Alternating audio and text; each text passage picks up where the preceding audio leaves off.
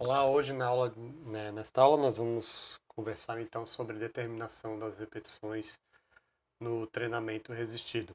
Esse é um assunto que causa alguma confusão, mas também é muito importante porque diversos profissionais utilizam diferentes formas de prescrição do número de repetições no treinamento resistido. Então nós vamos elucidar alguns conceitos básicos aqui.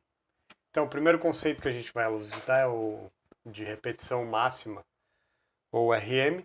Então, uma repetição máxima é a capacidade que o sistema neuromuscular que está sendo recrutado, o grupo muscular que está sendo recrutado, ele tem uma capacidade máxima de gerar força, de levantar uma determinada quilagem.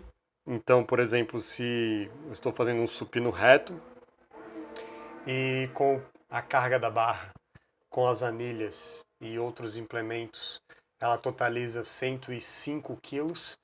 A minha repetição máxima para o supino reto vai ser 105 quilos. E existe testes, existe uma metodologia própria para a determinação da repetição máxima em cada exercício, cada tarefa no treinamento resistido. E essa determinação tem que ser seguida, esse protocolo tem que ser seguido para ter uma determinação mais fidedigna e acurada da repetição máxima. Então, nós temos também a zona de treinamento por repetição, que é o simples fato de eu determinar uma zona de número de repetições para prescrever o treinamento. Eu posso determinar de 1 a 3 repetições com determinada carga. Então, se eu faço supino reto com 105 quilos, eu posso determinar que com 90% dessa carga máxima, dessa quilagem máxima, eu tenho que fazer entre 3 e 5 repetições, por exemplo. Então, isso seria a zona de treinamento por repetição.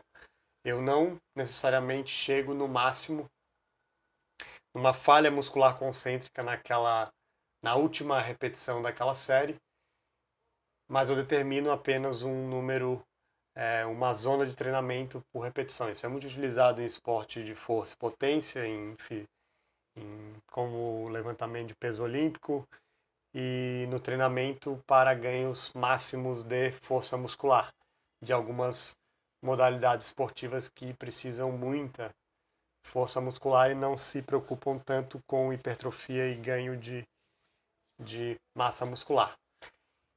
Bom, temos também a zona de treino de repetição máxima, aí sim seria um número de repetições máximas sem se importar com a carga.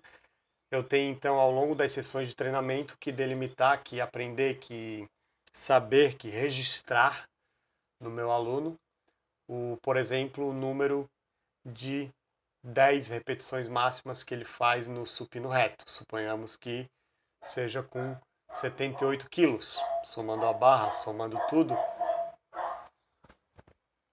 Na zona de treino por repetições máximas, por RM, seria determinar, por exemplo, 10 repetições máximas, independente da carga. Se esse meu aluno consegue levantar, fazer 10 repetições sem conseguir a 11ª com 78 quilos no supino reto, então a 10 RM dele vai ser 78 quilos. Isso também é interessante registrar, é um teste básico de força muscular, já bem conhecido na literatura, onde eu obtenho as 10 RM, já também apresenta uma segurança maior para o praticante, principalmente nos iniciantes. Não preciso ficar testando qual que é a 1RM dele, vai ser uma carga muito grande, ele não vai ter talvez coordenação e experiência com aquele exercício para realizar um RM. Uma alternativa é fazer um teste com 10 repetições máximas. Então, a diferença básica da zona de treino de RM para a zona de treino por repetição é que na de repetição eu determino, por exemplo, 8 a 10 repetições com uma determinada carga. Se ele pode ser que falhe, pode ser, independente se ele falhar ou não, ele vai fazer 8 até 10 repetições, mas no zona de treino por repetições máximas eu tenho que encontrar a carga que ele falhe na 10ª e não consiga realizar a 11ª. Essa é uma metodologia muito utilizada no treinamento de fisiculturistas e praticantes que querem hipertrofia muscular, já que alguns estudos indicam que é necessário algumas sessões na semana, ou um período de treinamento, um microciclo, um mesociclo, tenha foco em sessões que o objetivo é chegar à falha muscular concêntrica em alguns exercícios, no mínimo algumas séries dentro desse período de treinamento para que otimize os ganhos de hipertrofia por meio do estresse metabólico na fibra muscular. Temos também o significado de ações musculares voluntárias máximas, que é, dentro de uma determinada condição, a máxima ação muscular que aquele grupo muscular consegue gerar. Então, uma ação muscular voluntária máxima no indivíduo sem fadiga, que consegue realizar, por exemplo, 5 repetições com determinada quilagem, né? Ele vai ter uma ação muscular voluntária máxima nessa condição. Se eu estiver fazendo um treinamento onde o objetivo é fazer 5 séries de 5 repetições, uma ação muscular voluntária máxima que ele realiza na 5ª repetição da primeira série vai ser totalmente diferente da ação muscular voluntária máxima que ele realiza na 5ª repetição da 5ª série. Ele já vai, se é que ele vai conseguir realizar 5 repetições. Então é importante entender esse conceito, porque por mais que ele consiga realizar 2 ou 3 repetições na última série, se ele vai chegar à falha muscular concêntrica, provavelmente ele vai estar realizando uma ação muscular voluntária máxima para aquela condição de fadiga. Então isso também está bem ligado aos outros conceitos. Eu tenho que entender esses conceitos para determinar se a minha zona de treinamento, a maneira como eu vou prescrever é por repetição máxima, por zona de treinamento por repetição, por zona de treino de RM, porque eu tenho que entender que sempre vai ter, momentaneamente, para cada situação, ações musculares voluntárias máximas, se assim eu exigir. Então, se eu quero que o meu aluno fale na fase concêntrica em determinada série, um determinado número de repetições, eu tenho que entender que aquela situação pode ser que o meu aluno esteja sobre uma fadiga e ele vai gerar uma ação muscular voluntária máxima a partir do momento que eu sei que ele está tentando fazer o máximo dele naquela série.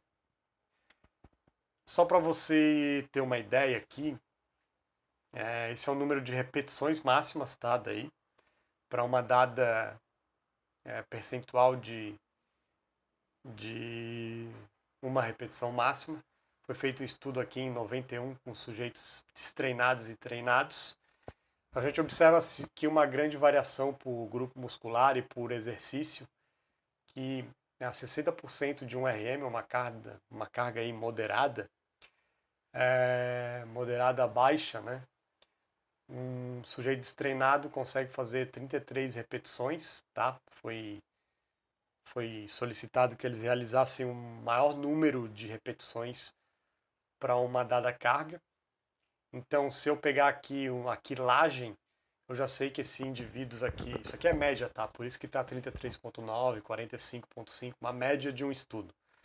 Eu sei que os indivíduos destreinados vão realizar 33, em média 34, vamos arredondar, repetições no leg press a 60% de um RM, e que os indivíduos treinados vão realizar em média 45 repetições a 60% de um RM. Então, por mais que tenha sido relativo à força máxima, a gente vê que o treinamento influencia bastante o nível de treinamento. Então, os treinados conseguem realizar muito mais repetições a uma dada carga relativa do que os destreinados. E a gente vê uma grande variação aqui em relação ao quantidade de massa muscular solicitada e a